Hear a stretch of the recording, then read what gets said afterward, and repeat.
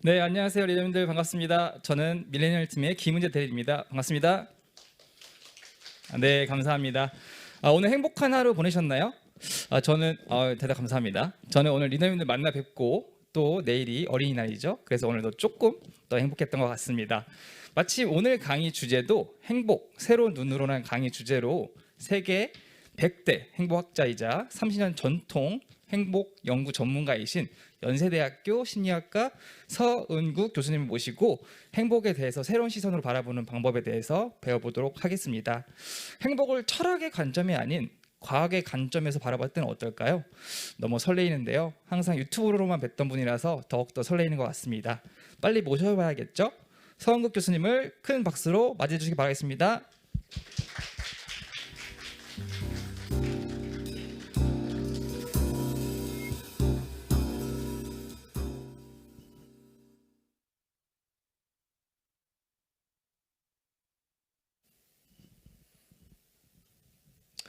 안녕하세요. 반갑습니다. 저는 연세대학교 심리학과에 있는 서은국 교수라고 하고요. 오늘 이제 짧은 시간 동안 여러분과 이제 같이 좀 생각해 볼 문제, 토픽은 이 행복이라고 하는 것인데, 행복이라고 하면은 참 각각 잘 알 것 같으면서도 왠지 좀 알쏭달쏭한 게 이 행복이라고 하는 이제 토픽인데, 그렇게 약간 알 것 같으면서도 잘 모르겠다 이런 느낌을 주는 이유는 여러 가지 이유가 있겠습니다만은, 제가 보기에는 그 한 가지는 어, 우리가 이제 행복감을 느끼게 만들어 주는 것은 우리의 뇌예요. 뇌에서 어떤 행복하다 이런 느낌을 만들어 주는 것인데, 어, 우리의 뇌는 2022년도에 이런 삶에 맞춰져서 만들어진 뇌가 아니에요. 수십만 년 동안 인간이 지구에 살면서 당면했던 문제들, 이런 것들을 해결하면서 뭔가 옛날 올드한 라이프 스타일에 맞춰진 뇌를, 우리는 갑자기 핸드폰도 쥐어쥐면서 살고, 뭐 TV를 보고 등등 하는 현대 문명 속에서 이제 살고 있어요. 그래서 이제 둘이 어떤 뭐랄까요, 갭이 생기는데, 우리가 행복의 어떤 본질을 이해하기 위해서는 이 올드한 브레인의 기본적인 속성이 무엇이며, 얘는 왜 행복감을 언제 만드는지, 이런 것에 대해서 우리가 좀 생각을 해보면 어떤 행복의 어떤 본질이라고 하는 것을 이해하는데 좀 도움이 될 것 같아요. 비유를 하자면, 행복감이 어떤 소리라고 한다면, 이 소리를 만드는 내는 악기는 우리의 뇌예요. 그럼 이 뇌라는 악기는 언제 왜 이런 행복감이라고 하는 소리를 내는지, 이런 것에 대한 좀 생각을 좀 해보면 도움이 되겠죠. 여러분과 저는 호모사피엔스예요. 우리 다 알고 있잖아요. 그런데 사실은 호모사피엔스이긴 한데 아주 좀 이상한 호모사피엔스예요. 왜 그러냐? 학자들은 인류의 역사를 약 한 600만 년 정도로 잡아요. 지구에 호모사피엔스가 한 600만 년 정도 살았었다, 이런 얘기를 하는데, 600만 년 그러면 이제 감이 안 오죠. 그래서 600만 년을 1년이라고 하는 시간으로 이렇게 압축을 하면, 1년이라고 하는 시간 동안에 그 인간이 이런 문명 생활을 얼마나 오랫동안 했느냐, 얼마나 했을 것 같으세요? 농경 생활을 하고 집을 짓고 살고 무슨 뭐 핸드폰을 쓰고, 이거 다 문명 생활인데, 인류의 역사를 1년이라 그러면 도대체 이걸 얼마나 했을까? 놀랍게도 채 2시간이 되질 않아요. 다시 말하면 인류의 역사를 1년으로 잡으면 365일, 그것도 12월 31일 말일이죠. 말일 저녁 10시 한 7분 정도부터 우리는 문명 생활을 했어요. 그런데도 우리는 마치 일상에서 항상 인간은 이렇게 살아왔을 것이다 라는 막연한 생각을 가지고 살고 있죠. 그렇지 않죠. 이 뇌는 이런 문명 생활에 맞춰진 게 아니라 사실은 우리는 이런 삶에 맞춰져 있어요. 굉장히 동물스럽지만 사실 뭘 했을까요? 수십만 년 동안 인간은 다른 동물과 마찬가지로 사냥을 했고, 사냥을 해야 되고, 또 친구를 만들어야 되고, 또 재생산, 유전자를 남기기 위해서는 뭘 어떻게 했을까요? 이성과 친해져야 됐었고, 그리고 어떤 관계를 통해서 애를 키우고 하는 모습, 근데 이게 본질적으로 이 지구의 어떤 다른 생명체와도 다른 게 없어요. 하지만 철학자들은 오래전부터 인간은 특별하기 때문에 이런 문제보다는 인간은 되게 고결한 어떤 행복이라든지 이런 것을 추구하면서 산다 이렇게 얘기를 했는데, 최근에 심리학에서는 인간을 바라보는 관점이 180도 바뀌고 있어요. 어떻게 바뀌고 있느냐? 인간도 사실은 그저 동물이다. 동물이지만 특징이 있다면 굉장히 똑똑하고 지능이 높을 뿐이지, 우리가 사자나 낙타나 이런 동물 생명체와 본질적으로 다른 존재가 아니다라는 관점을 가지고 사람에 대해서 다시 생각하고 있어요. 이제 그러다 보면 심리학에서 오랫동안 얘기해왔던 여러 가지 어떤 그 주제들, 행복을 포함하여 이런 것에 대해서 새로운 관점으로 이제 바라보게 돼요. 그 어떤 변화들이 그렇다면 생기는지에 대해서 오늘 짤막히 좀 말씀을 드리고 싶은데, 자, 이런 오랫동안 지구에 생존했던 인간, 우리 안에는 이제 뇌가 있죠. 이 뇌에 대해서 인간은 상당한 긍지를 느껴요. 우리 똑똑한 지능이 다른 동물들과 구분짓는 아주 특출난 점이다 이렇게 생각을 하는데, 물론 그렇긴 하지만 사실은 이 뇌가 조금 똑똑할 뿐이지 그 똑똑함 때문에 우리가 다른 동물과 질적으로 구분되는 어떤 존재를 만드는 건 아니에요. 이 뇌가 뇌의 최대 관심사는 조금 서운하다, 그렇죠? 서운할 수는 있지만 우리 뇌는 우리를 행복하게 만들어 주는데 일말의 관심도 없어요.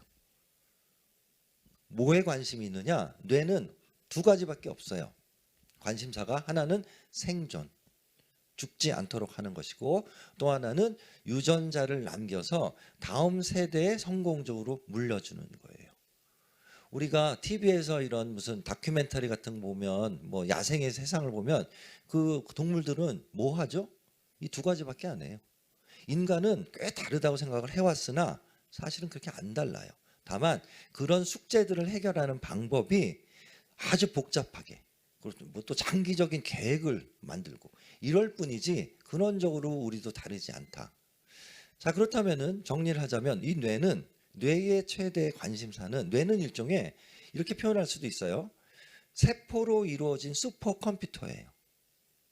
근데 이 슈퍼컴퓨터는 잘 돌기 위해서는 아주 중요한 소프트웨어가 하나 필요했는데, 그게 뭐냐면 감정이에요. 감정. 좋다 싫다. 이 좋다 싫다라는 감정은 우리를 생존이라든지 이런 재생산의 문제를 해결하는 데 있어서 절대로 필요했던 일종의 도구예요. 감정은 뭐냐면, 아주 쉽게 말씀드리면 이렇게 비유할 수가 있어요. 우리 뇌에서 켜는 교통 신호등 같은 거예요. 그럼 교통 신호등은 불이 뭐가 있죠? 파란불, 빨간불. 빨간불의 기능은 뭐예요? 스톱, 가지마, 위험해. 이런 역할을 하는 게 뭐냐면 우리 뇌에서 켜는 부정적인 감정들이에요. 무슨 소리냐면 무섭다, 슬프다, 불안하다, 이런 건 뭐냐면 가지마. 절벽 가까이 가면 우리는 어떤 느낌이 들죠? 무섭죠. 그 이유는 빨간불이랑 비슷해요. 가지마. 근데 만약에 뇌가 고장나서 절벽 가까이 가는데도 두려움이 없어요. 이런 뇌를 소지했던 인간은 어떻게 됐을까요? 그런 인간들은 떨어져 다 죽었어요. 살아난 우리는 이게 잘 작동하는 뇌를 가지고 있어요. 그 덕분에 여기까지 살고 있어요. 그러면 빨간불이 있으면 또 어떤 불이 있죠? 교통신호등엔 파란불이 있죠. 파란불의 기능은 뭐죠? 자동차로 비유를 하자면 스톱, 브레이크가 아니라 파란불은 고, 가라는 뜻이죠. 우리가 생존 문제 같은 걸 해결할 때 있어서도 이 두 가지를 잘해야 돼요. 스톱하고 도망가고 물러설 때, 사자가 쫓아오면 어떻게 해야 돼요? 가서 싸워요? 아니죠. 스톱, 도망가야 돼. 그런데 우리가 사자가 쫓아오는 걸 맨날 도망만 다녀서 생존할 수 있을까요? 아니죠. 뭐가 또 필요해요? 생존에 필요한 자원을 획득을 해야 될 거 아니에요. 그죠? 그래서 그런 자원을 획득할 기회가 생기면, 야, 쫓아가. 저 과일을 따와. 토끼 잡아와. 이런 걸 알려주는 신호가 뭐냐? 파란등, 파란불 같은 게 긍정적 정서의 역할이에요. 우리가 뭐 좋다, 신난다, 뭔가 재밌다, 이건 다 뭐예요? 쾌예요. 쾌. 파란불. 뭔가 쫓아가. 이 얘기를 왜 하느냐면 행복은 사실은 별게 아니라 이런 쾌의 시그널, 파란불, 좋다, 흥미롭다 이런 것들의 묶음이 행복이에요. 그걸 다 모아가지고 우리 이거 뭐라고 부를까? 사람들이 야 이거 그냥 행복이라고 부르자 이러고 있을 뿐이지 행복이라는 게 실제로 뭐 이런 포인터 같이 실제로 존재를 하나요? 존재하지 않는 추상적인 개념일 뿐이에요. 그런데 그 보따리를 풀면 그 안에는 뭐가 나오느냐? 한가득 뭐가 있느냐? 쾌와 관련된 경험들이에요. 자, 얘기가 이제 잠깐 조금 새로운 어떤 얘기를 하는 것 같죠? 이런 기본적인 어떤 전제를 가지고 있어야지 언제 인간은 이 쾌를 많이 느끼고 언제 어떤 사람들이 많이 느끼는지를 좀 이해할 수가 있게 돼요. 자, 그런데 행복에 대해서 이 얘기를 조금 더 마무리하고 진행을 한다면 제가 지금 시계가 어디 있나요?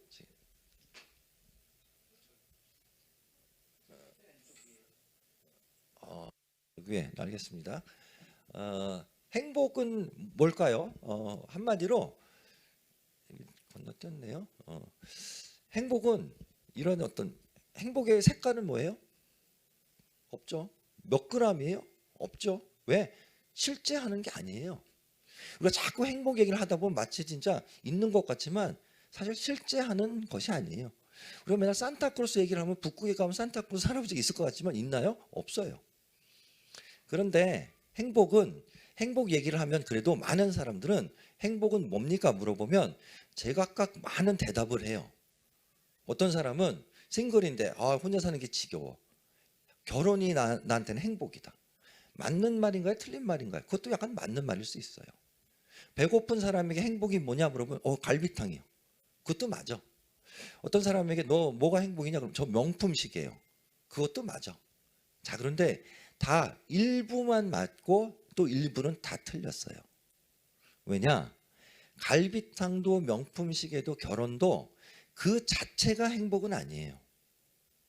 그런데 왜 행복 얘기하면 이런 것들이 나오느냐? 그 이유는 갈비탕이든 명품시계든 결혼이든 아까 행복의 핵심이라고 얘기하는 뭐예요? 좋다라는 쾌의 경험을 만들어내는 일종의 수단이 될 수 있기 때문이에요. 그런데 가령 결혼이 행복이다? 아니죠. 자체는. 사랑하는 연인이 결혼을 하면 그 결혼이 행복일 수 있어요. 근데 만약에 정략 결혼을 해갖고 결혼하기 싫은 사람이랑 결혼하는 사람에게는 결혼이 행복인가요? 불행이죠. 즉 결혼 자체가 행복이 아니라 결혼이나 이런 사건들이 나에게 좋다라는 쾌와 관련된 경험을 불러일으킬 것이다라고 기대되기 때문에 행복과 연관을 짓는 거예요. 정리를 하자면 영어로 pleasure라는 말을 써놨는데 공통적인 건 뭐냐면 행복감에는 플레저가 있어야 돼요. 이게 아주 배고플 때 갈비탕을 먹었을 때도 플레저를 느끼지만 인간의 뇌는 가령 모차르트 음악을 들을 때도 플레저를 느껴요. 수많은 온갖 종류의 플레저라고 하는 것이 행복의 이제 핵심인데, 자 그렇다면은 정리를 좀 하자면 행복은 비유를 하자면 만화 같은 얘기지만 아주 간명하게 얘기하면 나의 뇌에서 뭔가 좋다라는 저런 전구, 띵 하는 어떤 좋다라는 전구가 자주 켜지는 거예요. 그러면 이것의 어떤 속성을 이해하기 위해서 크게 두 가지 질문을 우리가 한번 던져놓고 생각을 해보면 이게 어떤 사람들에게 잘 켜지는지 이런 것들을 좀 이해할 수가 있는데 제가 한번 여쭤볼까요? 가령 한 100명의 사람들이 있어요. 그럼 우리 행복을 측정을 할 수가 있어요. 평균값을. 조금씩 차이가 있지만 그래도 좀 유치하지만 행복 점수가 제일 높고 낮은 사람이 있어요. 1등부터 100등. 그러면 그 1등부터 100등을 가르는 제일 중요한 어떤 특성은 뭐라고 생각하세요? 시력. 그런 걸까요? 아니겠죠. 충치 개수 이런 걸까요? 아니겠죠. 뭐냐 하는 얘기죠. 대부분의 사람들은 엉뚱한 걸 짚어요. 근데 학계 30여 년간의 연구에서는 이게 확실히 뭔지 정확하게 알아요. 근데 아마 제가 강의를 하기 전까지 여러분들 아마 상상하기 어려운 얘기를 제가 좀 이따 할 텐데, 아무튼 많은 사람들에게 뭐가 다르냐, 1등부터 100등의 차이는 뭐니 물어보면 통상적으로 하는 생각들은 그게 뭐 어려울까? 당연히 1등부터 100등의 차이는 인생에서 좋은 것을 많이 가진 순서대로겠지, 이렇게 생각을 해요. 인생에서의 좋은 것이라 하면 뭐 가령 돈, 건강, 뭐 미모라든지 뭐 힘이라든지, 그래서 이런 것들을 제일 많이 가진 사람이 1등 행복하고, 그런 게 제일 부족한 사람이 100등이겠네. 이게 사실 우리의 많은 사람이 갖고 있는 생각이에요. 행복해지기 위해서 뭘 해요? 그래서 돈을 벌어야겠다. 그게 나쁘다는 게 아니야. 그런데 그게 우리의 생각인데, 이게 우리가 오늘 던지는 질문은 정말 그거냐 하는 얘기예요. 다행히 한 1990년대 초반부터 심리학에서 한 30여 년 동안 수만 편의 논문이 행복이라고 하는 토픽에 대해서 연구가 되었고, 저는 대학을 마치고 그 당시 심리학자 중에서 최초로 행복을 연구하시는 교수님 밑에 가서 이제 박사학위를 하게 됐어요. 어떻게 비유를 하자면 지금 행복 연구에 일종의 원조집 같은 데서 가서 뭔가 주방에서 일을 한 격이에요. 그래서 어떤 연구들이 이루어졌고 어떤 결론들이 이루어졌는지에 대해서 가까이서 볼 수 있는 아주 좋은 기회가 있었는데, 결론부터 말씀드리면 30년 연구의 종합적인 결론은 깜짝 놀랄 정도로 사람들이 행복하면 머리에 떠올리는 것, 행복과 관련이 있을 것이다. 돈, 건강 등등이 놀라울 정도로 관련이 없어요. 이것 자체가 놀라운 발견이었어요. 전혀 관련이 없다, 이건 아니고 비유를 하자면 이래요. 돈이나 건강은 약간 비타민 같아요. 그게 무슨 소리냐? 우리가 비타민 결핍이 있으면 건강에 문제가 생기죠. 돈도 그렇고 건강도 너무 안 좋으면 어떤 문제가 생겨요. 그런데 어떤 기본적인 의식주 정도가 해결되는 수준의 경제적인 수준에 간다거나, 건강도 내가 거동이 불편하거나 이러지 않고 기본적으로 어느 정도의 생활을 유지할 수준이 되면 더 건강해진다고, 더 돈이 많아진다고 행복해지지가 않아요. 비타민도 마찬가지죠. 결핍이 있으면 문제가 있지만 최소의 결핍을 채우는 수준을 먹으면 그 다음부터 내가 비타민을 하루에 100알씩 먹는다고 해서 더 건강해지나요? 아니죠. 이런 게 지금 객관적인 조건과 행복의 관계예요. 최소치는 필요하지만 그 최소치가 생각보다 굉장히 빨리 와요. 그리고 한국 같은 경우는 대부분 경제적으로 이 최소치를 넘었어요. 그런데도 우리는 행복 그러면 연관시키는 게 돈인데, 나쁜 게 아니라 비유를 하자면 기회 비용을 잃어요. 무슨 소리냐? 가령 비유를 해볼까요? 나는 행복이라고 하는 이윤을 얻기 위해서 주식을 사요. 여러 가지 종목에 투자를 하는데 목적은 뭐냐면 행복이란 이윤이 올 것 같아서. 많은 사람들은 이때 어떤 종목에 투자를 하느냐? 건강과 돈에 베팅을 해요. 그러면 행복이 올 것 같아서. 그런데 여기서 지금 하는 얘기는 최악의 종목이에요. 그게 아니라 다른 종목들에 베팅을 해야 되는데, 우리가 이런 객관적인 조건들의 중요성을 과대평가하다 보면 이런 오판을 이제 내리게 되는데, 자, 몇 가지 제가 연구를 간단히만 설명을 하고 이제 넘어가면, 너무나도 많은 연구들이 이런 모습들을 보여주는데, 한마디로 객관적인 요인들이 생각만큼 행복과 깊은 관련이 없다.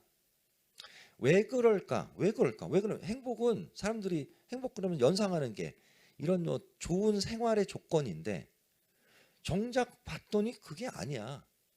그래서 이 발견 자체가 초기에 학계에서 큰 질문이었어요.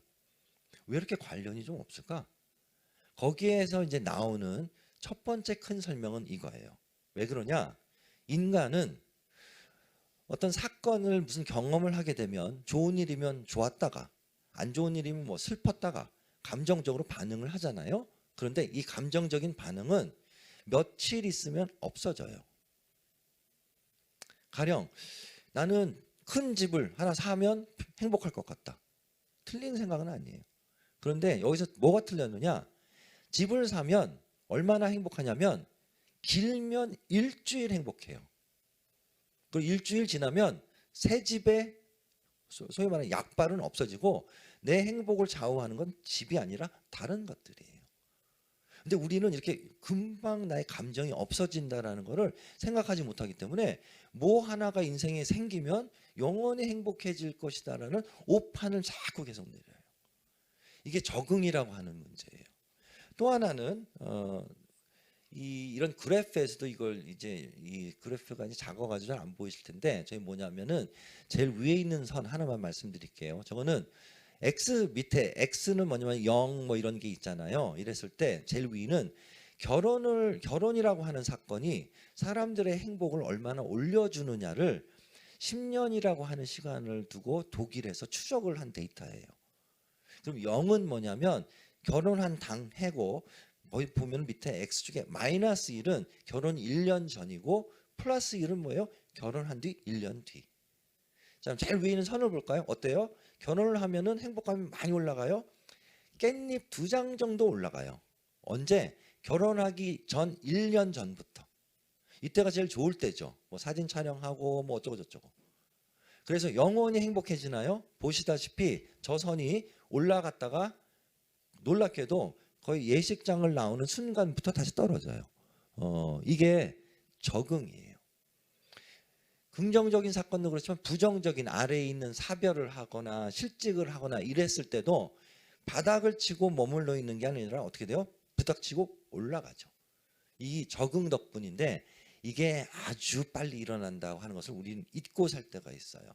또 한 가지는 뭐냐? 우리는 지금 무슨 얘기를 하냐면 왜 객관적인 사건, 인생사가 이 사람의 행복을 좌우하는데 한계가 있느냐? 이걸 지금 물어보고 있어요. 하나는 금방금방 적응을 하기 때문에. 또 하나는 개인차가 굉장히 커요. 제가 이 결혼 이 그래프는 뭐냐면 아까 그 큰 샘플을 조금 더 나누어서 연구자들이 이제 본 어떤 분석인데 마찬가지로 이 좌측부터 지금 한 번, 두 번, 세 번 꺾이죠 그래프가. 가운데 있는 게 결혼을 했던 시기고 왼쪽 게 결혼 전이고 오른쪽 시점이 결혼 후예요. 그럼 가운데서 보면 가운데가 살짝 올라갔다가 살짝 내려가죠. 이게 전체적인 평균이에요. 그런데 그 얘기는 모든 사람이 그런 게 아니라 저 그래프를 보시면 제일 상단에 있는 그래프는 쫙 올라갔다가 결혼하고도 좀 떨어지긴 떨어지지만 떨어진 지점이 결혼 전보단 높아요. 보이시죠? 이런 사람들은 결혼 강추예요. 자, 그런데 수수께끼 같은 거 뭐냐면 제일 아래에 있는 그래프를 보세요. 이 양반들은 결혼 날짜가 잡힌 날부터 행복감이 떨어져요. 그리고 결혼을 하고 더 떨어져요. 도대체 왜 결혼하는지 모르겠죠? 근데 여기서 제일 중요하고도 흥미로운 점은 뭐냐면 전체 인구에서 저런 식으로 결혼 날짜가 잡힌 날부터 행복감이 계속 떨어지는 패턴을 보이는 사람들이 전체 인구에서 몇 프로 정도라고 생각하세요? 놀랍게도 3명 중에 한 사람이 저래요.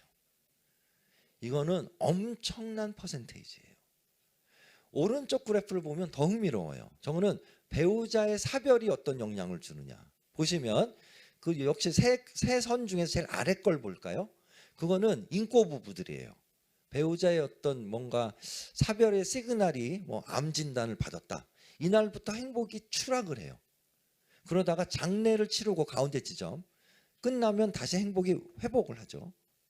이런 사람도 있지만 놀랍게도 제일 위에 있는 선을 보시면 어떤 사람들이에요? 저기 있는 분들은 배우자의 어떤 사별이 암 진단을 받은 날부터 약간 해피해져요. 화장실에서 웃다가 장례를 치르고 더 올라가요. 이런 사람들이 어떤 무슨 윤리적 문제가 있는 사람들이 아니에요. 정상이에요. 놀라운 점은 이 또한 전체 인구에서 저렇게 지속적인 상승 곡선을 그리는 사람들이 얼마나 되느냐? 3명 중에 1명이 저래요. 이 중요한 포인트는 뭐냐? 이거예요. 우리는 결혼 그러면 모든 사람들이 다 해피해질 것 같고 사별 그러면 모든 사람들의 행복이 꼬꾸라질 것 같지만 천만의 말씀이라는 얘기예요.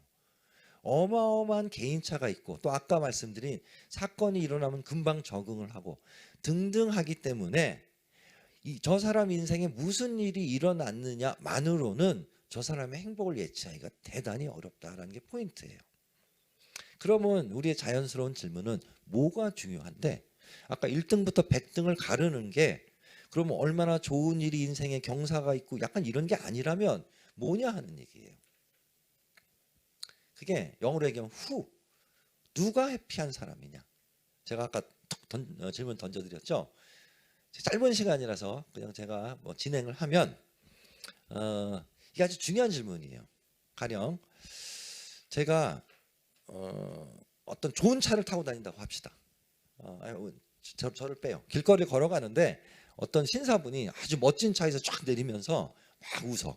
허허허. 행복해 보이셔.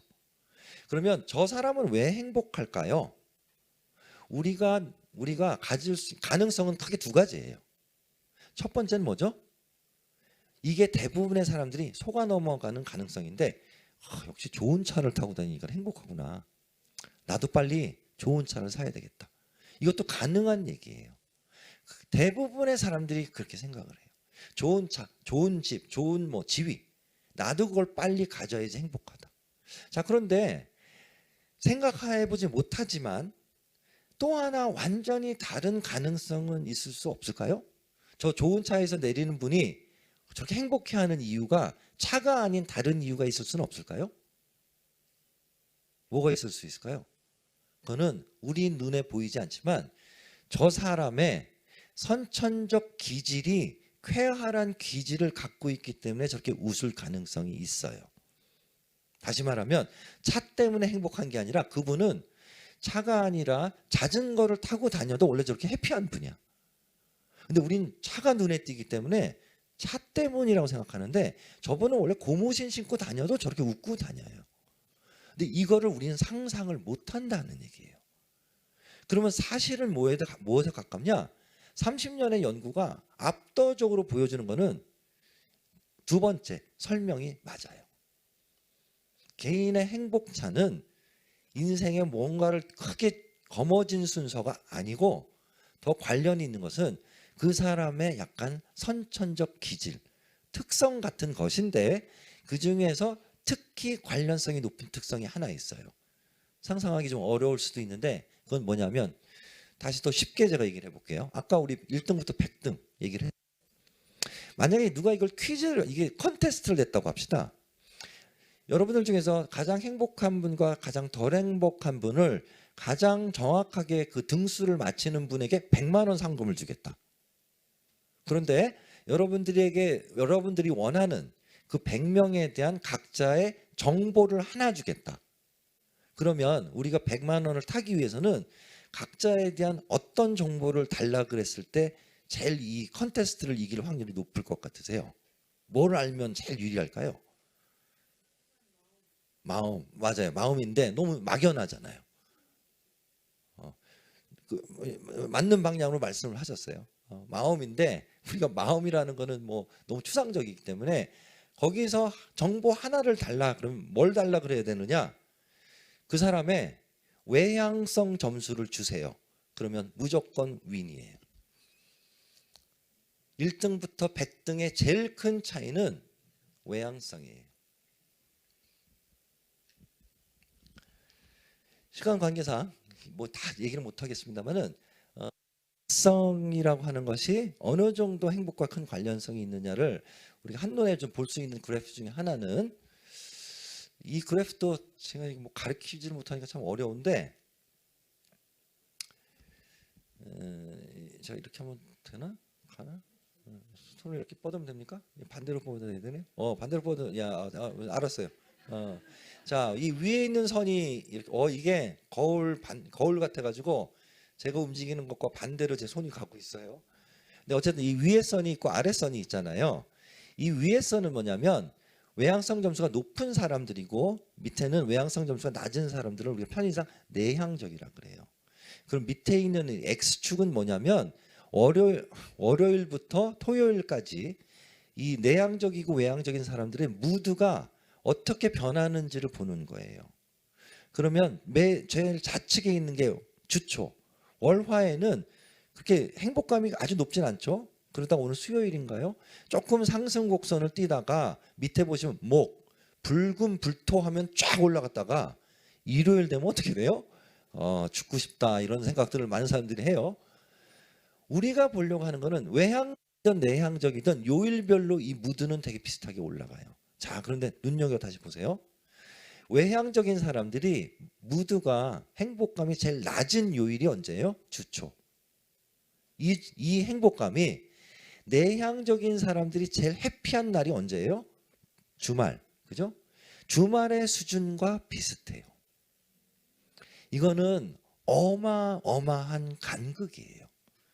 그 어떤 변인도 이와 같은 큰 간극을 내는 단일 변인은 없어요. 이게 사실은 근데 이번 주만 그런 게 아니고 지난주도 그랬고 작년에도 그랬고 10년 뒤, 20년 뒤도 큰 이변이 없는 한 이 간극이 유지돼요. 그래서 외향성이라고 하는 게 왜 이렇게 중요하니? 이게 학계에서의 엄청나게 큰 질문이에요. 그런데 우리가 왜 이걸 좀 눈여겨봐야 되냐면 행복의 약간 수수께끼를 푸는데 아주 결정적인 열쇠를 쥐고 있어요 지금. 외향적인 사람들이 무슨 행복 DNA가 더 많다 이런 말도 안 되는 이유 때문이 아니고 외향적인 사람들이 보이는 어떤 차이나는 특성들이 있죠. 일상에서.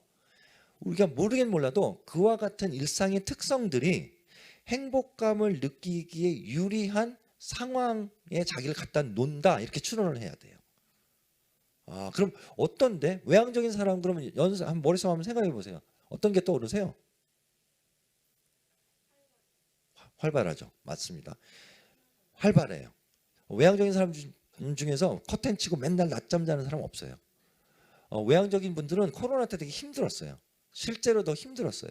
외향적인 사람들은 분주해. 하루에 뭐 할 게 없으면 편의점이라도 한 6번 갔다 왔다 해야 돼요. 이게 약간 정신이 없지만 우리가 정신없는 게 포인트가 아니라 어쨌든 행복감은 뭔가 좀 액티비티가 높을 때 일어난다라는 걸 우리가 잡아내야 돼요. 거꾸로 우울증에 시달리는 분은 어때요? 만사가 귀찮아. 그냥 사람도 안 만나고 잘래. 결국은 우리 인간은 가만히 정체돼 있고 쉬면 그거는 행복감을 유발하는 데는 물과 기름 같은 상태가 돼요. 또 하나는 또 그렇기 때문에 외향적인 사람은 어때요? 사람을 굉장히 많이 만나요. 만나는 거를 빈적인 경험을 하는데 이게 큐예요. 행복감이라고 하는 이 전구 뭐라고 그랬어요? 전구가 켜진다 했는데 얘는 언제 켜지느냐? 사람을 만날 때, 활동성이 높을 때 이거를 알아야 되고 만약에 내가 행복감이 낮다면 그런 어떤 기회를 나에게 줄 수 있도록 자꾸 나를 고쳐야 되는 것이지 좋은 차를 사는 게 지금 포인트가 아니에요. 거기에 지금 비밀이 아니기 때문에 정리를 잠깐 하고 얘기를 한다면 수백 편의 행복 논문들이 확인하는 사실은 객관적인 조건들은 우리의 행복감을 예측하는데 한계가 있다. 최소치만 가지면 더 이상은 더 갖는다고 더 행복해지는 게 아닌데 반면에 어떤 사회적인 경험이 굉장히 행복감엔 중요하다를 이 외향적인 연구들을 통해서 우리가 알 수가 있어요. 그러면 사회적인 경험이 왜 이토록 중요하냐? 이게 우리가 행복의 본질을 이해하기 위해서 좀 더 파야 되는 질문이에요. 그러기 위해서는 행복에 대한 좀 우리가 익숙했던 생각을 벗어난 영어로 얘기하면 패러다임의 좀 변화가 필요해요. 어떤 변화가 필요하냐? 바꿀까요?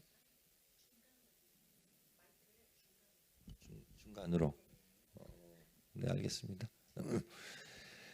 자, 행복은 많은 철학자들 우리가 알고 있는 행복에 대한 생각들은 사실은 우리 게 아니라 히랍 시대의 많은 철학자들이 했던 얘기를 우리가 어디서 듣고 마치 우리 생각이다라고 착각을 해요. 대표적인 그런 생각들이 뭐냐면 인생의 최종적인 목적이 행복이다. 이건 아리스토텔레스가 한 얘기지 우리 게 아니에요. 미안하지만. 그런데 되게 그럴듯하죠. 우린 그렇게 생각을 하잖아요. 출세하고 돈 벌면 행복해지려고 하는 것이다. 이거는 무척 인간 중심적인 생각이지만 비과학적인 생각이에요. 무슨 소리냐면 어떤 생명체도 행복해지기 위해서 하루하루를 사는 생명체는 없어요. 근데 철학자들은 인간은 스페셜하다고 생각했기 때문에 이런 약간 소설 같은 얘기를 썼어요. 근데 이거는 그의 견해일 뿐이지 사실은 아니죠. 여러분 한번 생각해 보세요. 이 지구의 생명체 중에 하루하루의 일상의 모습을 분주하게 사는데 행복해지기 위해서 그런 것들을 하는 녀석들이 있나요? 날아가는 철새들, 얘네들 한 명 잡아가지고 야 니네 남쪽에 왜 가니? 물어보면 행복을 찾아서요 이럴까요? 이건 인간이 그린 만화예요, 만화. 왜 하죠? 모든 생명체는 두 가지 주제예요. 생존과 재생산. 걔네들이 남쪽 가는 이유도 그 이유 때문에, 인간도 그 이유 때문이에요. 그걸 복잡하게 할 뿐인데, 즉 두 번째, 생명체는 행복해지기 위해서 사는 게 사실은 아니고, 인간도 이 생물학적인 문제를 해결하기 위해서 존재하는 것이고, 우리의 뇌는 우리 의식을 하든 안 하든 이것에 최적화된 뇌를 가지고 있어요. 그랬을 때 이 도구가 어떻게 작동을 하느냐, 도구는 가령 왼쪽 오른쪽 이런 사진들을 보시면 어느 쪽 사진을 볼 때 뭔가 좋다라는 느낌이 드세요? 다시 말하면 우리가 했던 비유를 우리가 빌리 좋다라는 이 전구가 왼쪽 오른쪽 사진들을 볼 때 어느 쪽 사진들 볼 때 켜지시죠? 네, 뭐 여쭤보지 않는데, 자 오른쪽이 아닌 왼쪽 것들을 볼 때 켜져야 되는 절대적인 물리적 법칙이 이 우주에 존재할까요? 안 그래요. 그러면 왜 저나 여러분은 왼쪽 것들이 켜지죠? 이거는 우연이에요. 무슨 소리냐? 오른쪽으로 켜졌던 사람들은 다 죽었어요. 가령 20만 년 전에 어떤 아저씨가 뇌가 우리랑 다르게 작동을 해요. 그래서 왼쪽이 아니라 오른쪽 것들이 진짜로 이 사람은 더 좋아요. 쾌감을 유발해요. 그래서 우리를 이해 못해. 야, 과일은 좀 썩어야 제맛인데 신선한 게 진짜 좋아? 맨 처음에 농담인 줄 알았는데 이 사람 100% 진담이에요. 물도 약간 건더기가 떠다녀야지 제맛인데 신선한 게 좋아? 이 특이한 이런 뇌를 가졌던 분 뭐예요? 좋다라는 전구가 어느 쪽으로 켜져요? 지금 오른쪽으로 켜지죠. 이런 분들은 어떻게 됐을까요? 다 죽었고 그런 유전자는 아프리카에 다 묻혀 있어요. 그래서 살아남은 우리는 왼쪽으로 가는 것이 되게 챌린징한데요. 어떻게 뭐 이거 바꾸다가 어쨌든 그런 우리의 모습인데, 요지는 이 경험, 쾌와 불쾌라는 느낌, 어떤 행복감에 있어서 행복감 뭐라고요? 쾌의 조합이에요. 제가 드리려고 하는 말씀은 이거는 심심해서 켜지는 것이 아니고, 철학자들은 이 행복감을 우리가 느끼기 위해서 산다라고 얘기를 했지만 정확히 얘기하면 우리가 살기 위해서 이 쾌는 켜졌다 꺼졌다 하는 거예요. 즉 도구이지 그게 우리의 목적은 사실은 아니에요. 그렇다면 행복해지고 싶다라는 우리의 욕심은 뭐냐면, 아주 간명하게 얘기하면 우리 뇌에서 이 전구가 자주 켜졌으면 좋겠다라는 얘기랑 거의 본질적으로는 똑같아요. 그러면 어떻게 하면 켜는데요? 이 전구의 작동법을 우리 좀 배웠잖아요. 전구는 왜 지금 켜진다고요? 이 빨간 불은 스톱, 나를 위험으로부터 피신시키려고 하는 전구고, 파란 불, 이게 우리가 행복과 관련 짓는 건데, 이건 뭐라고요? 접근, 추구를 알려주는 시그널이에요. 자, 그렇다면 이렇게 얘기할 수도 있어요. 어디다 눌러야 되죠? 행복의 키는 이게 자주 켜지는 것이다. 자주 켜고 싶다 그러면 이것의 원리를 이용해야 한다 하는 얘기죠. 그랬을 때 이 파란 불은 호모사피엔스가 생존하는 데 있어서 절대적으로 필요했던 자원에 우리가 관심을 가지고 다가서도록 만드는 일종의 신호예요. 그러면 이걸 잘 켜게 만드는 방법은 뭐죠? 이걸 이용하는 거죠. 인간에게 제일 필요로 했던 어떤 자원은 무엇이었을까? 왜냐하면 이 전구는 내가 거의 접근할 때 자동적으로 켜거든요. 잘하고 있다. 자, 그럼 우리 퀴즈는 이거예요. 행복해지고 싶다라는 것, 이걸 자주 켜는 것이다. 얘는 언제 켜져? 생존 필수품에 쫓아갈 때. 그러면 이게 뭐 논리적으로 따져 들어가면 인간에게 제일 필요했던 생존 필수품은 뭔데? 첫 번째, 말할 것도 없이 뭐겠어요? 음식이죠. 그래서 먹는 즐거움을 이길 수 있는 즐거움이 인간에겐 거의 없어요. 왜냐하면 이 즐거움을 느끼지 못했던 뇌는 여기까지 살아남지 못했어요. 우리가 사냥을 나가고 농사를 짓고 하는 이유는 뭐죠? 공복에 음식을 먹었을 때 놀랍도록 쾌가 느껴지기 때문에 그 쾌감을 느끼기 위해서 귀찮지만 요리도 하고 사냥도 하는 거예요. 근데 만약에 내가 배고픈데 사냥을 해가지고 바베큐를 해가지고 먹었는데 거의 모래 먹는 느낌이에요. 쾌가 없어. 이 사람은 다음에 사냥을 할 의욕이 있을까요? 없어요. 쾌는 생존에 필요한 짓을 시키는 자연의 일종의 뭘까요? 미끼예요, 미끼. 이거를 우리는 그런데 살아남은 여러분과 저는 뭐를 고기를 먹었을 때 아무런 감흥이 없는 자들이 아니라 어마어마한 식탐이 있는 사람들만 여기까지 왔어요. 식탐이 있어야지 사냥할 의욕이 생기고 나가서 농사도 짓고 하는 것이죠. 그리고 그것을 가능케 하는 것은 그때 쾌를 쫙 유발을 해야 돼요. 그래야지 토끼를 한번 먹고 동굴에 누워 있을 때 토끼 생각이 나는 게 아니라 사실은 토끼 고기를 먹었을 때 쾌가 그리워요.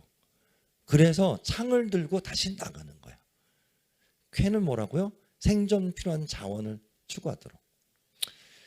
음식 외에 추가적으로 하나 더 중요한 자원이 있는데 이게 제 오늘 강의의 핵심이에요. 그리고 행복의 핵심이에요. 음식만큼 중요했던 자원이 인간의 경우 뭐가 있었느냐? 그거는 다른 사람이었어요.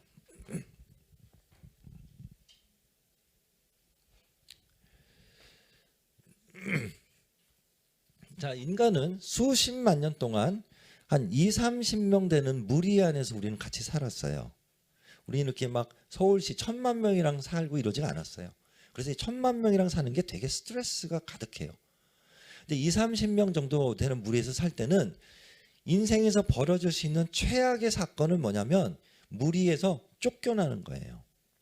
엄청 얄미운 짓을 한다거나 혼자 음식을 훔쳐 먹는다거나 그럼 야, 너 안 되겠다. 나가.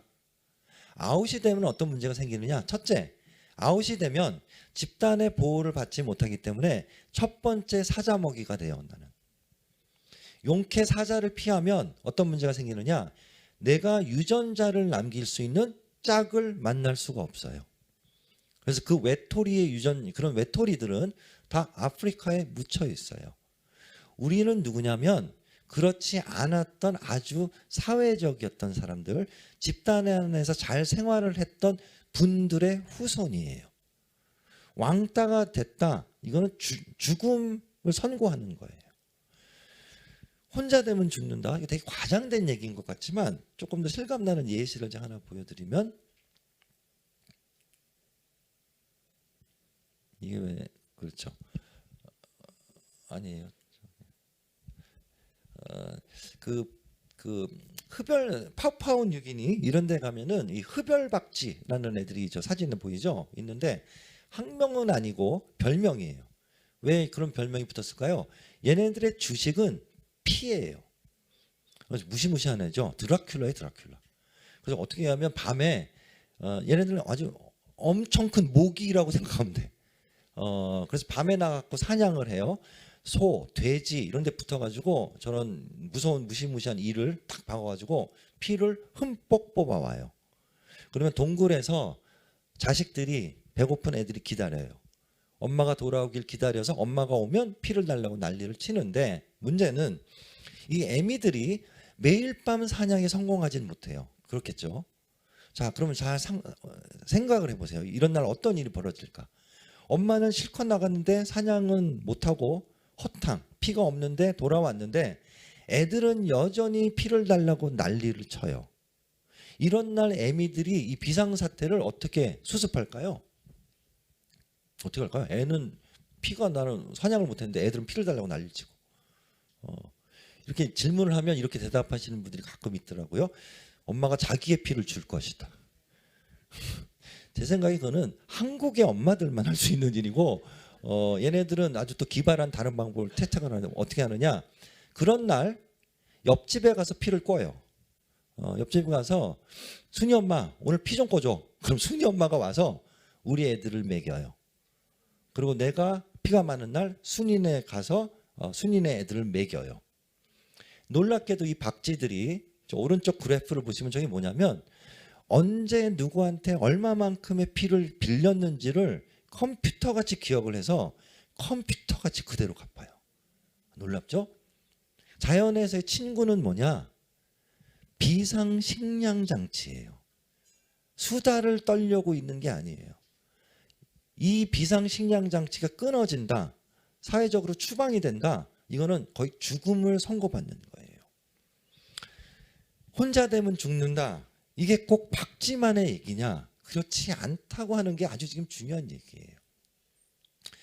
몇 해 전에 그 코로나가 이게 터지기 전이에요. 한 4년 전에 미국의 뉴욕타임스 가장 대표적인 신문사의 큰 기사 중에 그 당시 현재 미국 사회에서 가장 많은 성인을 죽게 만드는 사망 요인 1위가 무엇인가? 과학 최첨단국 미국 화성에 탐사선을 보내고 등등을 하는데 그런 나라에서 가장 많은 미국인이 죽게 되는 이유 첫 번째가 뭐냐? 박쥐랑 똑같아요. 그 뭐냐? 글씨가 보이시죠? Social Isolation. 사회적인 고립이 미국인의 사망 요인 1위예요. 그 무슨 소리냐? 물론 직접적인 사망 요인은 암, 심장병, 뭐 가령 자살, 뭐 이런 것들이 있지만 다른 각도에서 한번 생각을 해보면 전체 인구에서 누가 암이 많이 걸릴까요? 혼자 사는 사람이 훨씬 많이 걸려요. 암에 걸렸을 때 누가 회복을 하고 못할까요? 혼자 사는 사람일수록 회복 확률이 낮아요. 심장병 마찬가지고 모든 질병이 마찬가지고 자살도 마찬가지고 그렇게 보면 이 통계를 다 뒤집어 가지고 다시 조합을 해보면 단일 변인으로서는 가장 치명타가 뭐냐? 혼자예요. 혼자 되면 데스에 대한 리스크가 지금도 2022년도에도 가장 높아져요.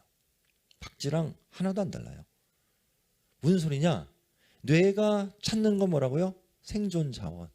뭐가 중요한 자원인데? 음식. 음식은 지금 과학이 대부분 해결해 줬어요. 또 하나 뭐라고요? 사회적인 연결망이에요. 그래서 우리가 이런 최첨단의 문명 속에 살고 있지만 우리가 일상을 살면서 여러분도 한번 생각해 보세요. 어떤 상황이 딱 마주쳤을 때 제일 싫고 싫다 못해 심지어 어떤 두렵기도 한 상황이 뭐죠? 인간에게? 그러니 거의 비슷해요. 뭐냐? 외로움과 고독이에요. 무서울 정도로 싫은 게 외로움과 고독이에요. 왜냐? 그거는 무슨 소리였냐? 이 올드 브레인에 이거는 죽음에 대한 시그널이었거든요. 너 혼자 됐다라는 것. 그래서 이게 느껴지고 과해지면 인간은 멘붕이 와요.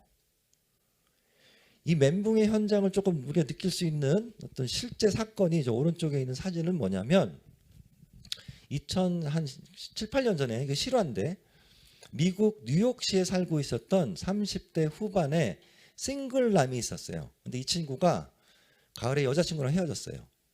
그래서 너무 외로워. 근데 만날 친구도 없고 등등 그래갖고 외로움에 몸부림을 치다가 급기야 어떤 극단적인 어떤 뭐랄까 조치를 내렸느냐. 저 오른쪽에 있는 것처럼 저는 전단지 집에 있는 컴퓨터에서 저는 허접한 종이에다가 광고를 붙여가지고 뉴욕 시내를 돌아다니면서 전봇대에다가 저걸 붙이고 다녔어요. 저기 잘 안 보이시죠? 뭐라 그러냐면 이런 얘기예요. 누구든 나랑 무슨 얘기를 해도 좋으니 나한테 제발 전화 좀 해줘라. 자기 전화번호 적고 제일 밑에 뭐라 그러느냐? 외로운 제프. 눈물 나죠? 근데 이게 왜 화제가 됐느냐? 저걸 우리로 생각하면 이거 종로에다가 누굴 저걸 붙이고 다니는 거 어떤 사람이? 저게 왜 화제가 됐냐면 저러고 붙이고 다녔는데 궁극적으로 제프에게 저 번호를 보고 전화를 한 사람이 무려 7만 명이 넘는 사람이 전화를 했어요. 그 통화 기록을 보면 놀라운 게 전 세계에서 전화를 했고 되게 흥미로운 사실은 발신 기록이 한국인 기록도 있어요. 누가 한국에서 전화했는지 모르겠는데 혹시 여러분들 중에 하셨어요? 그 많은 사람들이 제프에게 전화해서 무슨 얘기할까요? 제프가 회고하길 거의 똑같은 얘기를 하더라. 무슨 얘기? 나도 외로워. 인간이 이 뇌가 올드한 뇌가 중요하게 생각하는 건 몇 가지 없어요, 사실. 구찌 가방? 저딴 거 너 갖거나 말거나. 그런데 이거는 양보 못하고 이거 없으면 난 죽을 수도 있어가 뭐예요? 음식은 음식이고 사람이에요. 이 부분에 결핍이 있으면 세상을 다 가져도 행복하기는 어려운 게 이 뇌의 구조예요. 그러면 아까 왜 외향적인 친구들 왜 행복할까? 갑자기 모든 게 말이 돼요. 외향적인 사람들은 분주해 보여도 부족하지 않는 게 뭐예요? 사람과의 사회적인 경험이에요. 그럼 이게 자기의 의도와는 상관없이 이 전구는 그걸 찾고 있는데 둘이 꽈다당 해가지고 계속 on 하는 빈도가 높아지는 것이죠. 이만큼 사회성이라고 하는 건 중요한 것인데 제가 한 가지 실험만 말씀드리고 마치려고 하는데 이렇게 고립이 되는 거는 너무나도 치명적이었기 때문에 우리 뇌는 이런 고립을 막는 장치를 만들었어요. 진화의 여정 속에서. 그게 뭐냐면 고통을 느끼도록 했어요. 뭐가 안 좋을 때.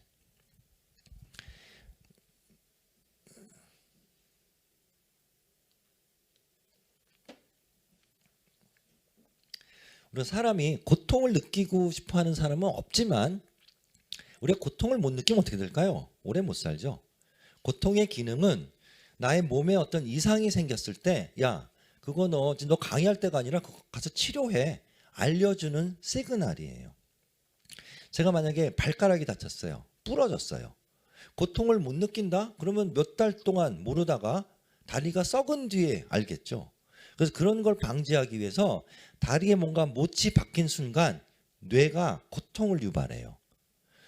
다리가 아픈 것 같지만 사실 정확히 얘기하면 고통의 진원지는 우리 뇌예요. 이 전두엽의 여러 부분들이 고통을 합성해서 느끼게 만들어요. 그러면 우리가 고통을 느낄 때 발이 아프거나 이럴 때 뭐 하죠? 약국에 가서 진통제를 사 먹잖아요. 뭐 타이레놀이든 뭐든. 그럼 왜 저 진통제가 효력이 있느냐면 발에 못이 박혔는데도 저걸 먹으면 좀 덜 아파 보이죠? 저 약성분이 발을 치료하는 게 아니라 고통을 느끼게 하는 뇌 부위를 가서 어떻게 하면 뇌를 토닥토닥 해주는 거예요. 그럼 우리가 느끼기에 좀 덜 아프구나 이런 느낌을 가져요. 근데 최근에 이제 심리학자들이 물어본 질문들은 이거야. 인간은 이런 신체적인 고통도 느끼지만 정말로 우리가 고통스러워하는 아픔은 이런 신체적인 게 아니라 어쩌면 마음의 사람 때문에 일어나는 아픔들이에요. 사회적 고통이죠.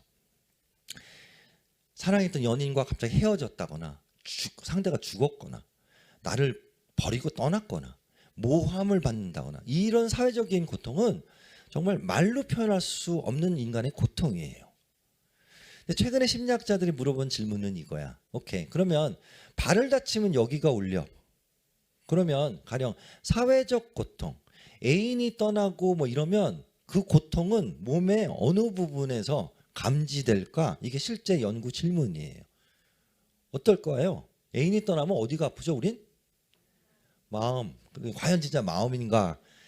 유행가에서는 그렇게 얘기를 하는데 연구를 해보면 흥미롭게도 정말로 우리 몸이 실제로 정말 반응을 해요.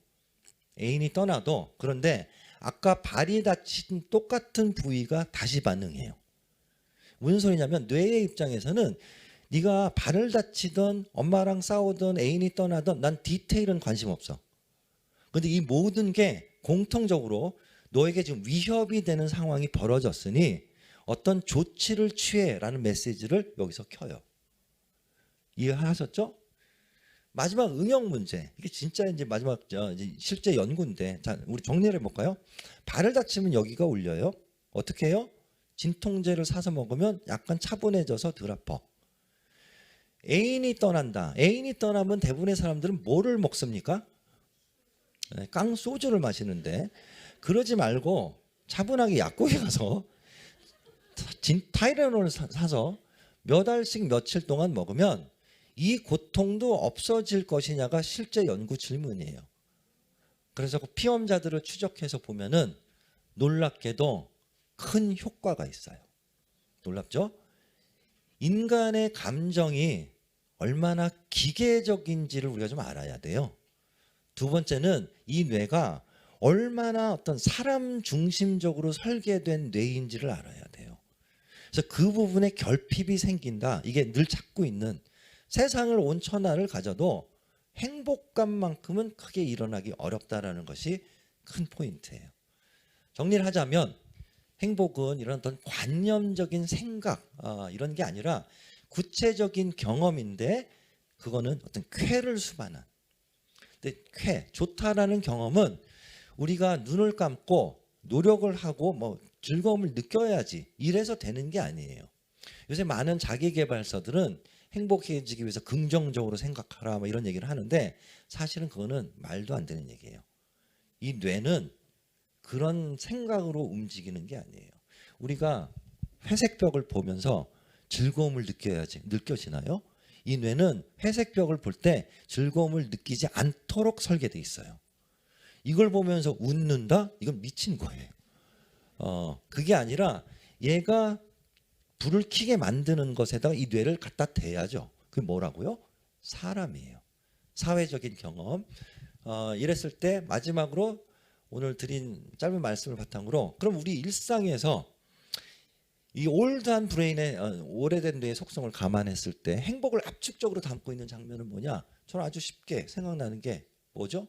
이게 곧 행복이다는 아니어도 상징적으로 이 뇌가 이 장면만큼 흥분하는 장면이 사실은 없어요.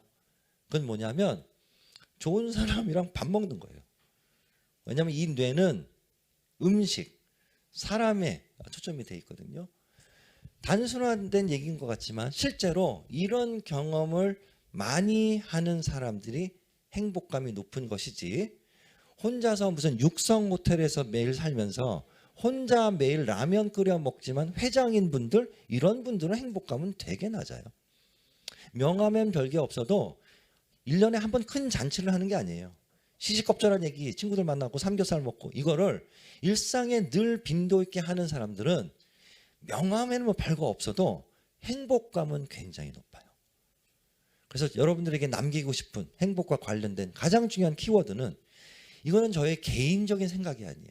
뭐 50년을 살아봤더니 어쩌고 저쩌고 이런 것도 아니고, 지난 30년간의 학계에서의 어떤 결론과 최근에 좀 생물학적인 진화적인 관점을 합쳤을 때 행복과 관련해서 나오는 벤 다이어그램의 중앙 부분은 인간에게 있어서 사람인데, 모든 사람을 무조건 만나면 행복한 게 아니라 좋은 사람을 만나야 돼요.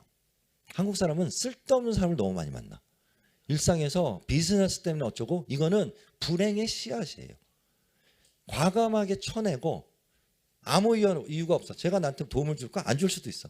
그런데 쟤 만나면 웃기더라, 재밌어. 이게 핵심이에요. 이런 쾌를 불러일으키는 사람과의 관계 빈도를 늘리는 것, 이게 행복의 핵심이다. 이런 말씀을 드리면서 강의를 마치도록 하겠습니다. 감사합니다.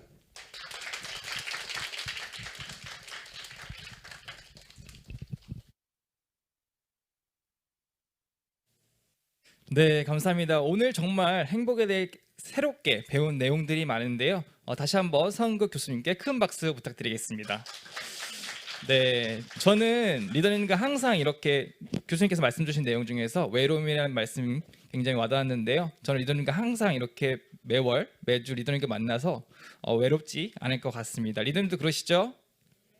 네, 그럼 오늘 굉장히 새로운 내용을 배웠기 때문에 질문들이 좀 많으실 것 같아요.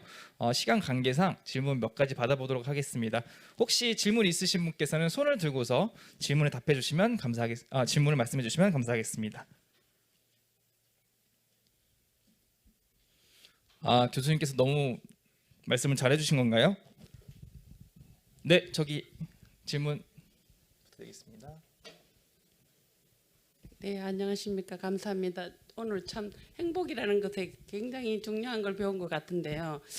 제가 좀 나이가 들어서 오래 살았다고 생각하는데 행복의 추구를 너무 영 다른 관점으로 생각한 것 같아요. 참 제가 자신이 좀 죄스러운데 그럼 앞으로는 행복에 대해서 좀 더 구체적으로 잘 살고 싶은데 남은 여생을 저는 지금 오늘 온 게 손자 자녀들을 위해서 내가 뭘 듣고 가서 얘기하고 싶은데 진짜 꼭 해주고 싶은 말을 조금 해주시면 좋겠네요. 글쎄 뭐 제가 뭐 그럴 자격이 있는 것도 아니고 그냥 저는 제가 그냥 친구들한테 야 이런 게 되게 중요해 이런 마음으로 제가 지금 어르신께서 해주신 질문에 대답을 한다면 똑같은 얘기예요. 인간이 행복해지는 것이 제일 중요하다고 저는 생각하진 않아요. 사람마다 다른 목표를 가질 수도 있고 등등인데 사실 그런데 행복이 되게 중요하다 이런 생각을 하면 그러면 왜 많은 사람들이 행복해지기 좀 어렵게 느껴지느냐면 어떻게 하면 인생의 모든 것을 다 쥐려 그래서 그래요. 그런데 사실 인생이 그렇게 안 돌아가잖아요.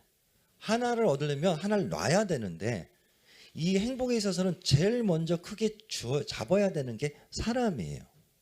근데 어떨 때는 성공을 위해서 성공을 잡고 사람도 잡으려고 하고 이게 그렇게 되면 좋은데 많은 경우 그렇게 되지 않는 경우가 많아요. 그래서 별게 아니라 사람과의 일상적인 가까운 사람과 근데 이것도 있습니다. 너무 지나치게 가족 중심적인 관계에서 행복을 찾으려고 하는 것도 사실 그렇게 이상적이진 않아요. 왜냐하면 가족이 소중하지만 지나친 가족 간의 어떤 관계에서 모든 것을 얻으려고 하는 것은 엄청난 부담감을 만들기도 해요.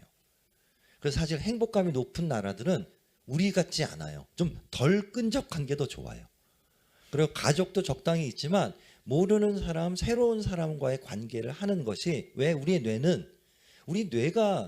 뇌의 속성을 얘기한다면 얘는 늘 약간 새로움을 찾아요.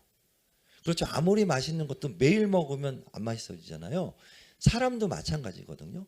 그래서 이런 어떤 즐거움을 사회적인 걸 느끼더라도 그런 것을 이제 늘리는 것도 좋은데 말을 좀 정리하자면 내가 뭘 하고 하는 것도 중요하지만 별거 아닌 것 같지만 사람과의 친구와의 관계 이런 거가 제일 중요할 수도 있다. 행복에 있어서는 이거를 머릿속으로 외우는 게 아니라 진짜로 그것을 약간 내 일상의 선택 결정 순위에 저 위에다 올려놓는 게 굉장히 중요해요.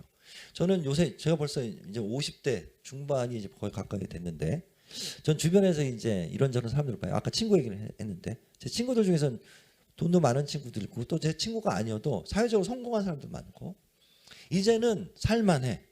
돈도 있고 시간도 있고 그런데 이 많은 분들이 안타까워하는 점은 같이 놀 사람이 없다는 거예요. 돈이 있으면 뭐하며 시간이 있으면 뭐합니까? 그런데 같이 놀 사람이 하루아침에 생기나요? 안 그래요. 이거는 아주 평생 걸리는 그 어떤 농작물보다도 되게 많은 시간이 걸리는 것인데 왜? 그동안에 사람이 아닌 다른 것을 잡고 이것이 행복 교환권이다라고 생각을 하면서 우리가 달려왔기 때문에 정작 행복을 주는 이것은 손바닥에 나중에 가면 없는 경우가 있는데 이런 거를 미리 좀 생각을 하는 것 그 손자분이나 이런 분들에게 그냥 공부 꼭 잘하는 게 아니라 친구 만들고 친구랑 같이 놀고 이게 인생이 제일 중요하다. 저는 아직 할아버지는 아닙니다만은 저 같으면 그런 말을 늘 해주고 싶어요. 네, 행복에 있어서 사람과의 관계가 중요하다라는 말씀 답변 잘 들었습니다. 지금 온라인에서도 굉장히 많은 분들께서 시청하고 계셔서 질문을 주셨습니다.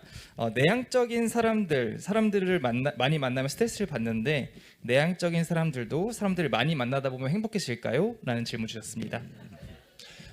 지금 어떤 분이 하셨는지 모르겠는데 아주 중요한 질문이에요. 그리고 이런 질문을 해주셔서 저는 감사한데 왜냐하면 제가 뭐 강의하면서 시간상 뭐 얘기를 못했지만 또 꼭 전해드리고 싶은 얘기를 이 지금 맥락에서 말씀드릴 수가 있는데 외향적인 사람이 행복하다 그러면 오해가 몇 가지 있어요. 첫째, 그럼 내향적인 사람은 불행하냐? No. 모든 인간은 어느 정도 해피해요. 불행한 사람은 누구나 며칠 불행한 날은 있어. 정상이에요. 근데 대부분의 평균값은 내향적인 사람도 중간보다 행복감이 좀 높아요. 그런데 외향적인 사람들이 상대적으로 좀 더 높다라는 상대적인 뜻이에요. 이제 두 번째는 그럼 내향적인 사람은 사람 아까 만나는 게 좀 불편하고 등등 하기 때문에 혼자 있을 때 더 행복하냐? 최근의 연구 결과들을 보면 놀랍게 이것과 반전이 되는 결과들이 계속 나와요. 뭐냐면 이런 거예요. 누구나 아주 싫은 사람이 아닌 이상 내가 뭐를 혼자 할 때보다 누구랑 같이 할 때 행복감이 좀 더 높아지거든요. 그렇죠? 혼자 라면 먹을 때보다 친구랑 먹을 때 좀 더 높아져요. 누구나 이런 사회적인 경험을 했을 때 프리미엄이 생긴단 말이에요. 행복에. 그런데 놀라운 점은 이 혼자 있을 때 대비 누구랑 할 때 뭐가 더 행복감이 올라가는 상승의 폭이 외향적인 사람들이 더 큰 게 아니라 내향적인 사람일수록 더 커요. 다시 말하면 내향적인 사람일수록 혼자가 아닌 누구랑 뭐를 할 때 행복감이 더 크게 올라가요. 다시 말하면 오해가 뭐냐면 내향적인 사람은 사람을 싫어한다. 이것만큼 큰 오해가 없어요. 어쩌면 더 사람을 좋아해요. 외향적인 사람은 사실은 사람을 좋아하는 게 아니에요. 오해예요. 외향적인 사람은 긴 얘기를 짧게 얘기하면 뇌의 구조상 어떻게 하면 만성적인 자극 결핍이에요. 외향적인 사람은. 그래서 이 사람은 뭘 계속 해야 돼. 자극을 찾아야 되고 편의점도 가야 되고 그런데 우리 일상의 자극 중에 제일 재미난 자극이 뭐죠? 사람이에요. 그래서 사람을 찾는 거야. 계속 카톡하고 와서 밥 먹자 어쩌자. 그러면 왜 그러는 거야? 인간을 사랑해서? No. 자극 결핍이에요. 그래서 이런 외향적인 친구들이 밥 먹자 그러면 고마워할 필요가 없어요. 사실은 어쩌면 이용당하는 거야. 거꾸로 내향적인 사람은 사람을 싫어하는 게 아니라 어떻게 얘기하면 쉽게 표현하면 이런 거죠. 사람이 좋은데 외향적인 사람보다 어쩌면 더 좋아해요. 허나 차이는 뭐냐? 내향적인 사람은 약간 걱정거리도 굉장히 많아. 그래서 사람을 만나면 좀 불편한 일이 생길 수도 있고 어떻게 얘기하다 보면 좀 창피한 일이 생길 수도 있고 이런 걸 외향적인 애들은 생각을 안 하는데 내향적인 사람들 그 생각을 좀 많이 해요. 그래서 뭔가를 만나고 싶다가도 조심스럽게 그냥 집에서 넷플릭스 볼래 이렇게 되는 건데 사람이 싫은 게 아니라 어찌 보면 좀 심하게 낯을 가린다. 이게 더 적절한 표현이에요. 그러나 중요한 포인트는 내향적인 사람도 혼자 있는 것보다는 어떤 마음 맞는 사람과 소셜한 뭔가를 하는 게 절대적으로 행복에 유리합니다. 그래서 최악이에요. 사회적 고립은 성격, 기질에 상관없이 최악이에요. 그래서 그렇다고 무작정 길거리에서 모든 사람이랑 만나라는 게 아니라 뭔가 그래도 나에게 스트레스를 주는 사람들은 체계적으로 좀 피할 필요도 있어요.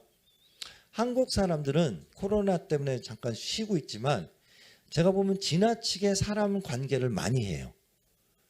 근데 그 사람 관계를 우리가 행복에 있어서 사람이 중요하다는 말은 사람이 무조건 행복감을 준다는 게 아니라 인간에게는 제일 큰 행복감을 주는 단일 자극도 사람이고 가장 큰 스트레스와 불편함을 주는 자극도 사람이에요.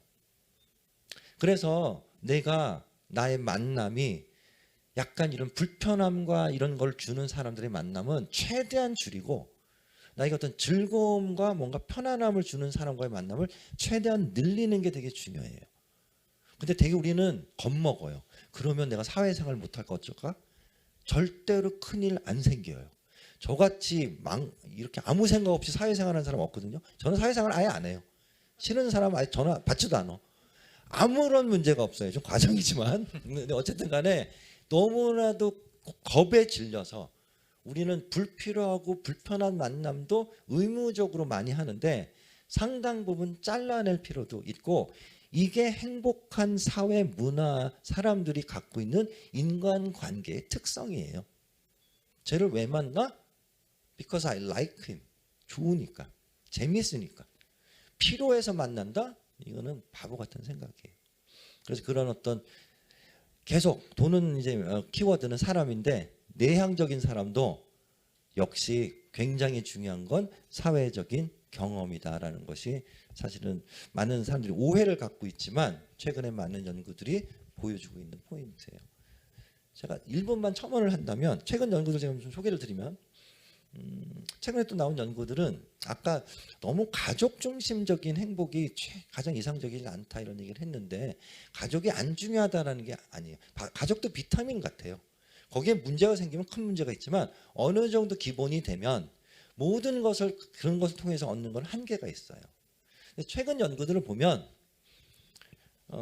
사실 한국의 또 약간의 좀 우리가 행복해지기 어려운 조건 중에 하나인 특성은 우리는 너무 사람 중심적이지만 과도하게 내 집단 중심으로 살아요. 내 집단, 가족, 절친, 우리 아주 소규모의 이게 장기적으로는 행복에 그렇게 좋은 게 아니에요. 해피한 사회는 내 집단과 외 집단 간의 벽이 상당히 낮아요. 그래서 우리 왜 외국에 가면 이런 거 느끼면서 어떨 때 놀라기도 하고 부럽기도 하죠. 저는 그게 참 부러운데 외국 가면은 알지도 못하는 애가 길거리에서 막 말도 시키고 뭐 버스에 타면은 그냥 빵 먹던 빵도 주고 막 그러잖아요. 그게 되게 부럽기도 하고 한국 같으면 어떨까요? 빵 주면 아마 신고할걸요? 얘를? 엄청난 차이예요. 그런데 이런 어떤 꼭 우리 가족 이걸 넘어서 길거리에서 만난 사람 농담도 하고 뭐 같이 얘기도 하고 빵도 주고 이런 것이 이루어지는 문화가 행복감이 굉장히 높아요. 왜냐? 뇌는 사회적인 경험을 통해서 행복감을 많이 느끼는데 우리가 가족 일상의 24시간에 가족과 이 절친만이랑 보내는 시간은 극소수예요. 대부분의 인간과 마주치는 다른 인간은 내 집단이 아닌 사람들이에요. 근데 그 많은 시간에 그냥 행복은 거기는 없고 여기서만 찾는다? 자기 손해죠. 그래서 최근에 연구들 보면 전철 같은 데서 말 시키고 뭐 약간 우리 문화랑 다르긴 한데 그런 걸 억지로라도 미국 사람들에게 출근 시간에 시키면 미국 사람들도 되게 어색해해요. 아 그럼 이거 불편할 것 같다. 그런데 놀라운 게 뭐냐면 그 연구들이 억지로라도 그렇게 약간 시키면 전철에서 내릴 때 그런 것을 약간 시키지 않았던 사람들에 비해서 훨씬 기분이 좋아져요. 그러니까 우리 뇌가 얼마나 이런 사회적인 것이 윤활유처럼 우리 뇌에 쾌감 같은 거를 만들어내나를 보여주는데 크게 얘기를 정리를 하자면 성격에 상관없이 내향적이든 외향적이든 뭐에 상관없이 어떤 좋은 사회적인 플레전트한 거창하지 않아도 작은 것들의 묶음, 모임이 인간의 행복감에는 아주 중요하다. 이런 비슷한 포인트가 수많은 최근 연구들에서 지속적으로 쏟아져 나오고 있어요. 네, 정말 진심 어린 답변 감사드립니다. 그럼 시간 관계상 금일 질문은 여기까지 받으려고 합니다. 혹시 마지막으로 하실 분이 안 계시면 금일 강의는 여기서 마치도록 하겠습니다. 정말 좋은 강의와 진심 어린 답변 해주신 우리 서은국 교수님께 큰 박수로 인사해 주시기 바라겠습니다. 감사합니다.